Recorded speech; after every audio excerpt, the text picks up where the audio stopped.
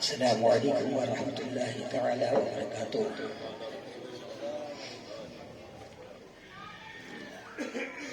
تمام حضرات سے گزارش ہے کہ اپنے ذہن کو حاضر رکھیں۔ چائے اور پان کا آنا جانا تو آتا لگا رہے گا، آپ اپنے ذہن کو حاضر رکھیں اور نعت پاک صلی اللہ علیہ وسلم کو سماعت فرمائیں۔ جیسا کہ آپ سبھی حضرات کو یہ پتا ہے کہ جشن عید میلاد النبی بھی ہے اور میرے صاحبزادے محمد شاہد کی شادی کی تقریب بھی ہے۔ اللہ تبارک و تعالیٰ کی بارگاہ میں دعا کرتا ہوں کہ اللہ پاک اس محفل پاک کے صدقے میں شادی کے اندر خوب برکتیں اور رحمتوں کا نزول فرمائے، تمام کاموں کو آسان فرمائے اور ہمارے جتنے بھی جائز مقاصد ہیں ان تمام مقاصد میں اللہ پاک کامیابی عطا فرمائے۔ الحمدللہ رب العالمین والعاقبۃ للمتقین والصلاة والسلام علی سید المرسلین وعلى آلہ الطیبین الطاہرین اما بعد فاعوذ باللہ من الشیطان الرجیم بسم اللہ الرحمن الرحیم ورفعنا لك ذکرک آمنت باللہ صدق اللہ العظیم وصدق رسوله النبی الکریم ونحن على ذلك لمن الشاہدین والشاکرین والحمد للہ رب العالمین۔ بارگاہ رسالت میں درود پاک کا ہدیہ نچھاور کریں۔ اللہم صل علی سیدنا و مولانا محمد وعلى آلہ وصحبہ وبارک وسلم صلاة و سلام علیک یا رسول اللہ صلی اللہ علیہ وسلم۔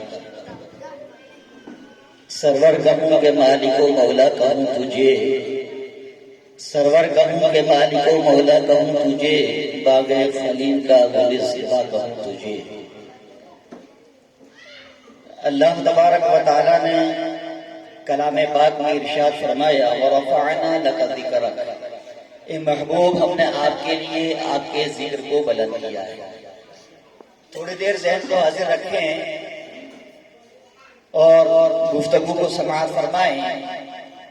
اللہ تبارک و تعالیٰ نے اپنے محبوب علیہ السلام کے تعلق سے یہ ارشاد فرمایا کہ وَرَفَعْنَا لَكَ ذِكْرَكَ، اے محبوب ہم نے آپ ہی کے لیے آپ کے ذکر کو بلند کیا ہے، آپ ہی کے لیے آپ کے ذکر کو بلند کیا ہے۔ یہ ہمارے لیے خوش نصیبی کی بات ہے کہ ہم جس رسول کا کلمہ پڑھتے ہیں اس رسول کو اللہ تبارک و تعالیٰ نے سارے انبیاءوں کا تاجدار بنایا ہے۔ ذرا زور سے کہتے سبحان اللہ۔ پیچھے والے حضرات سے گزارش کروں گا کہ ذرا زور سے کہیں سبحان اللہ۔ یہ ہماری خوش نصیبی کی بات ہے۔ ہمارے جد امجد حضرت آدم علیہ السلام، اللہ تبارک و تعالیٰ نے جب ان کو دنیا میں جنت میں پیدا فرمایا اور پیدا فرمانے کے بعد جب آپ کے پتلے میں روح ڈالی تو کہتے ہیں کہ سب سے پہلے آپ کو روح اندر ڈالی گئی تو چھینک آئی تھی۔ چھینک آنے کے بعد سب سے پہلے حضرت آدم نے الحمدللہ کہا۔ آج اسی لیے اسی سنت کو ادا کرتے ہوئے ہم الحمدللہ چھینک آنے پر کہتے ہیں۔ حضرت آدم علیہ السلام کو اللہ تبارک و تعالیٰ نے یہ ارشاد فرمایا کہ اس درخت کے قریب مت جانا، لیکن آپ چلے گئے، درخت کے دانے کو کھا لیا۔ اللہ تبارک و تعالیٰ کی حکمت اور اس کی جو منشا تھی کہ اللہ تبارک و تعالیٰ نے حضرت آدم کو منع کیا، اس کے باوجود بھی دانا کھا لیا گیا اور وہ دنیا پہ بھیج دیے گئے اور اس کے بعد دنیا کا وجود آیا۔ اور ایک چیز ہمیشہ یاد رکھیں کہ اللہ تعالیٰ کے ہر عمل کے اندر کوئی نہ کوئی حکمت ہوتی ہے، کوئی نہ کوئی منشا ہوتی ہے، کوئی حکمت ہوتی ہے۔ یہ ہمارا اور آپ کا نظریہ ہے کہ ہم کسی بات کو لے کر، کسی کام کو لے کر یہ تصور کر لیتے ہیں کہ ہمارے ساتھ ایسا کیوں معاملہ ہوا ہے، لیکن اس کی حکمت کا اندازہ ہم نہیں لگا سکتے ہیں۔ حقیقت میں اس کی حکمت کا راز اللہ ہی جانتا ہے کہ ہمارے ساتھ ایسا کیوں ہوا ہے۔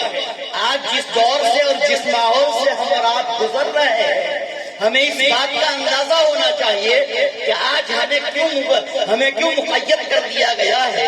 ہمارے اوپر یہ وبائیں کیوں نازل کی گئی ہے، آج ہم بیماریوں کے اندر کیوں مبتلا کیے جا رہے ہیں، اس کی حکمتیں اللہ ہی جانتا ہے۔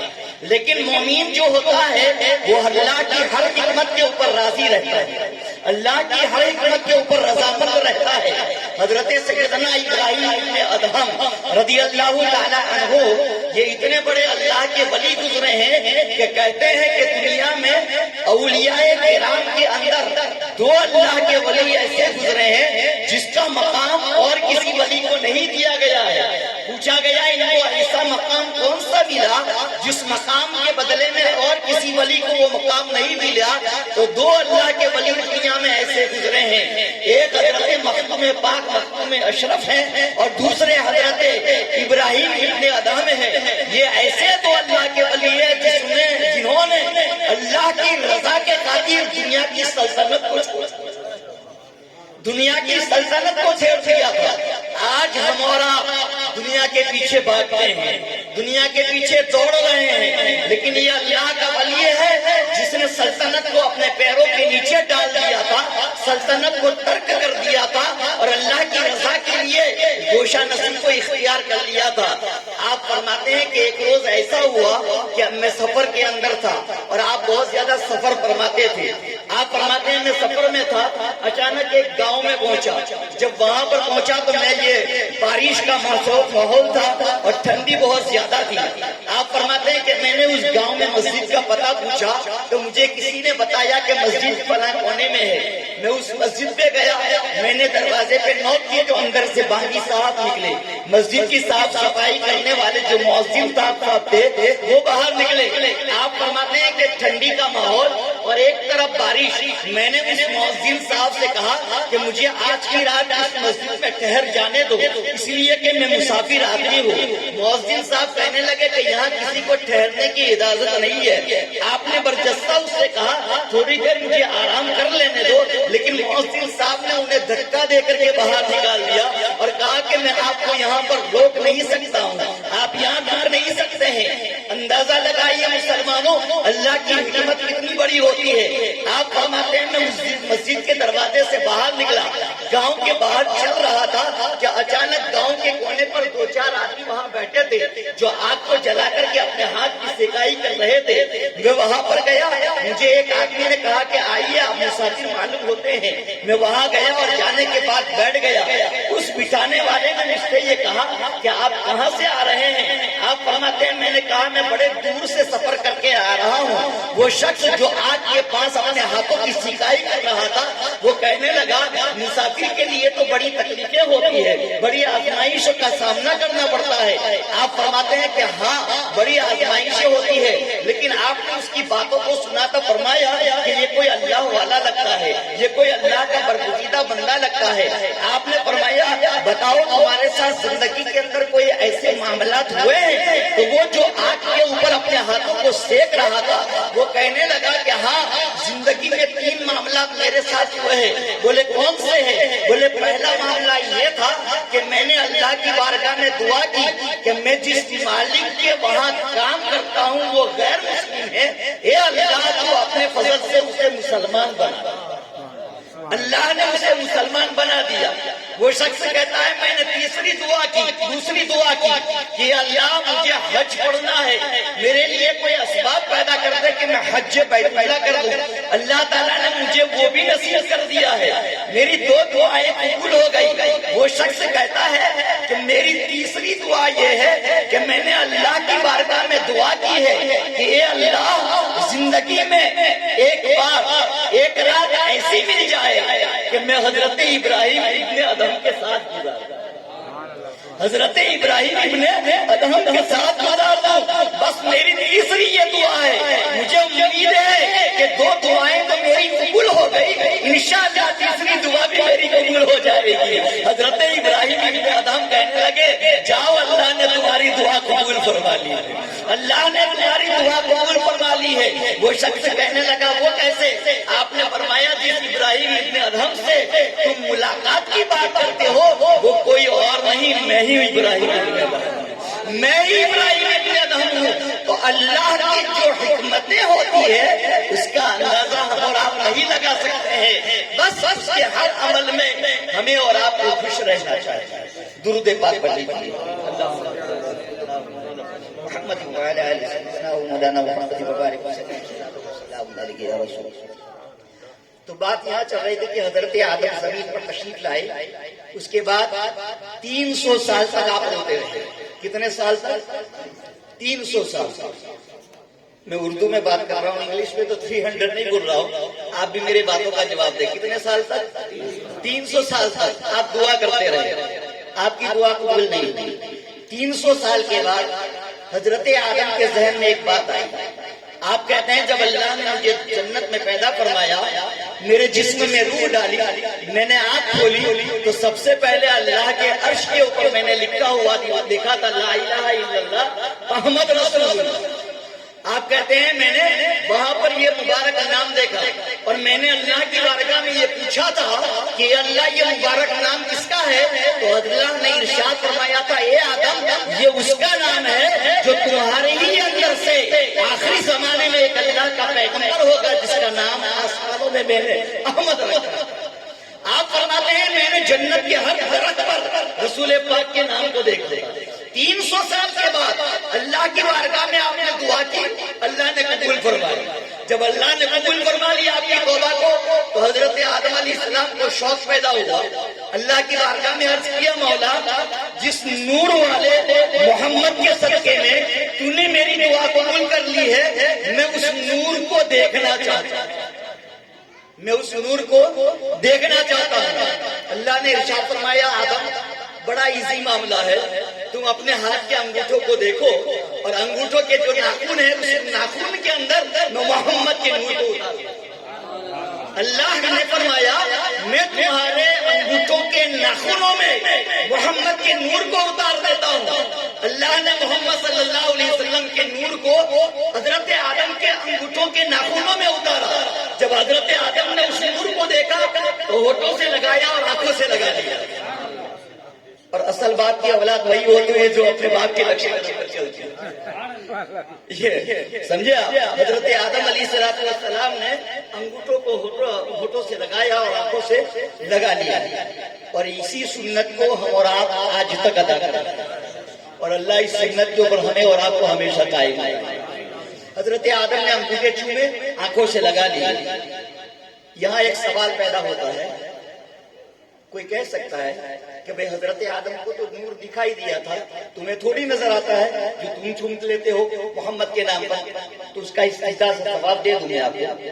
حضرت حاجرہ جب اپنے بیٹے اسماعیل کو مینا کی وادی میں لے کر کے چلی تھی، صفا مروا کی پہاڑی کے پاس میں رکھا تھا، پانی نہیں ملا تو وہاں پر حضرت حاجرہ نے دوڑ لگائی تھی. کتنے چکر لگائے تھے؟ کتنے چکر؟ 7 چکر لگائے تھے. کس لیے لگائے تھے؟ پانی نہیں ہے. بچے کو لٹایا ہے حضرت اسماعیل کو، ایک چکر صفا پہ، دوسرا مروا پہ، پھر تیسرا صفا پہ، اس طریقے سے 7 چکر لگائے. 7ویں چکر پہ جب آپ آتی ہے تو حضرت اسماعیل علیہ السلام نے جو پیڑی ایک پیر کی ایڑی کو رگڑا تو وہاں سے پانی کا چشمہ نکلا جسے ہم اور آپ زمزم کہتے ہیں. اور زمزم کا معنی ہے رک جا، رک جا. وہ پانی جب حضرت اسماعیل علیہ السلام کی ایڑی سے نکلنے لگا، جب ایڑی رگڑی زمین سے پانی کا پھوارا نکلا تو وہ پانی چاروں طرف بہنے لگا. تو حضرت حاجرہ اس کو روکنے لگی اور کہتی ہے زم زم زم زم زم، یعنی رک جا رک جا. اسی دن سے آج تک لوگ اسے زمزم کہتے ہیں، اسی دن سے آج تک لوگ زمزم کہہ رہے ہیں. سوال یہ پیدا ہوتا ہے کہ تمہارے انگوٹھوں کے ناخنوں میں تو نور نظر نہیں آتا ہے، پھر کیوں چومتے ہو؟ اس کا جواب یہ ہے کہ حضرت حاجرہ نے 7 چکر لگائے تھے، پانی نہیں تھا اس لیے لگایا تھا. آج تو حاجی اپنے بغل میں پانی کی بوتل لے کے گھومتا ہے، پانی کی بوتل لے کے گھومتا ہے، پھر کی چکر لگایا جاتا ہے. مطلب یہ کہ پانی کے لیے چکر نہیں لگائے جاتے ہیں. ایک اللہ کی بندی حضرت حاجرہ نے صفا مروا کی پہاڑی کے چکر لگائے تھے. اس سنت کو ادا کرنے کے لیے آج تک حاجی بلکہ قیامت تک صفا اور مروا کی پہاڑی کے چکر لگاتے ہیں. صفا اور مروا کی پہاڑی کے چکر لگاتا رہے گا. بس اسی لیے ایک بار حضرت آدم نے انگوٹھوں میں دکھنے والے محمد کے نور کو دیکھ کر کے انگوٹھوں کو چوماتا، نبی کا ماننے والا قیامت تک جب بھی اپنے نبی کے محمد کے نام کو سنے گا وہ اپنے ہونٹوں سے نبی کے نام کو چومے گا اور آنکھوں سے لگائے گا۔ نبی پاک علیہ السلام کے بارے میں اللہ پاک نے ارشاد فرمایا وَرَفَعْنَا لَكَ ذِكْرَكَ، اے محبوب ہم نے آپ کے لیے آپ کے ذکر کو بلند کیا ہے۔ آخری بات، اس کے بعد اپنی گفتگو ختم، اور ہمارے تلاوڑی امیر الہی کے جو امام صاحب ہیں ان کی نعتیں بھی سننی ہیں، اور اس کے بعد ہمارے بہت دور سے یعنی ویراوٹ سے تشریف لائے ہوئے حافظ صاحب بھی موجود ہیں، تو ظاہر سی بات ہے کہ ہمارے بہت دور، ویراوٹ کو کہتے ہیں بہت کافی دور آیا ہے، وہاں سے تشریف لائے ہیں، تو ان کی بھی کچھ کلام ہم انشاءاللہ والعزیز سن لیں گے۔ آخری بات سماعت فرما لیں، درود پاک۔ اللہ پاک نے یہ ارشاد فرمایا جو ورفعنا لک ذکرک، اے محبوب نے آپ کے ذکر کو بلند کیا۔ مصطفیٰ فرماتے ہیں کہ صحابہ کے سامنے جب رسول پاک تشریف فرما ہوتے تھے تو آپ ہمیشہ ایک بات کہتے تھے اور جھوم کر کے کہتے تھے، میرے آقا۔ صحابہ نے پوچھا یا رسول اللہ جب بھی آپ اس بات کا ذکر کرتے ہیں تو جھومنے لگتے ہیں، ایسا کیا ہے؟ میرے آقا فرماتے ہیں جب میں چھوٹا تھا تو حضرت حلیمہ نے ایک دعا کی تھی کہ اللہ میرے اس بیٹے کو اتنا بلند کر دے کہ ساری بلندیاں نیچے رہیں، اس میرے بیٹے کو اتنا بلند کر دے کہ ساری بلندیاں نیچے رہ جائے۔ مصطفیٰ فرماتے ہیں کہ جب میری ماں کی یہ دعا مجھے یاد آتی ہے تو میں خوشی سے مچلنے لگ جاتا ہوں، جھومنے لگ جاتا ہوں۔ صحابہ نے پوچھا یا رسول اللہ کیوں ایسا؟ فرماتے ہیں اللہ نے سب سے بلند اپنے عرش کو رکھا ہے۔ سب سے بلند کیا ہے؟ اللہ کا عرش ہے، تو سب سے اوپر ہے، سب سے اوپر اللہ کا عرش ہے۔ نبی پاک فرماتے ہیں معراج کی رات اللہ نے مجھے اپنے پاس بلایا تو عرش کے اوپر مجھے بلایا، یہاں تک کہ عرش میرے پیروں کے نیچے رہ گیا۔ اللہ کا جو عرش سب سے بلند ہے وہ میرے پیروں کے نیچے رہ گیا۔ اس وقت مجھے میری ماں کی دعا یاد آئی کہ حضرت حلیمہ کہتی تھی اللہ میرے اس بیٹے کو اتنا بلند کر دے کہ ساری بلندیاں نیچے رہ جائے۔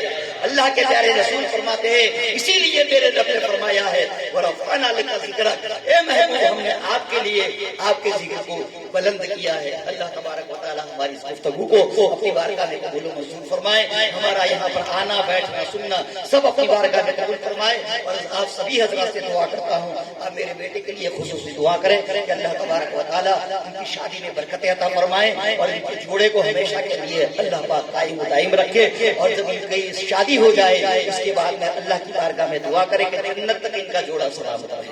وَمَا عَلَيْنَا إِلَّا الْبَلَاغُ۔